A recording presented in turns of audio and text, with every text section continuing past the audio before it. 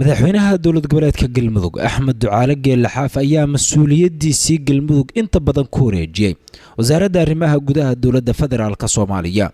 madaxweyne xaaf waxa uu bedelay inta badan mowqifkiisii ku wajahnaa arrimaha cakiran ee galmudug isagoo markii uu horeysay ogolaaday in wasaaradda arrimaha gudaha federaalka ay hogaamiso geedi socodka dib u heshiisiinta iyo doorashooyinka galmudug. xeer uu soo saaray madaxweyne xaaf waxa uu ku sheegay in markii uu arkay qodobka 50aad farqadiisa 5aad ee dastuurka dowlad goboleedka galmudug baahiyaha loo qabo in la dedejiyo arrimaha dib u heshiisiinta iyo doorashooyinka galmudug iyo marka uu tixgeliyay xaaladda cakiran ee ka taagan galmudug oo go'aansaday in geedi socodka doorashooyinka iyo dib u heshiisiinta galmudug ay wakiil ka tahay wasaaradda arrimaha gudaha federaalka iyo dib u heshiisiinta dowladda Soomaaliya.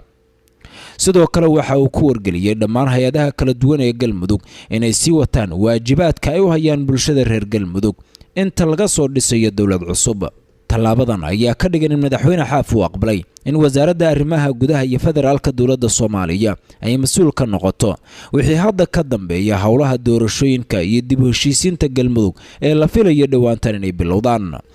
xeerkan uu soo saaray madaxweyne xaaf ayaa ku soo beegmaya xilli saacado uu ka dhiman yahay muddo xileedkiisa rasmiga ah iyadoo 4 Julaay ay tahay waqtiga kama dambaysta ee muddo xileedka madaxweyne xaaf.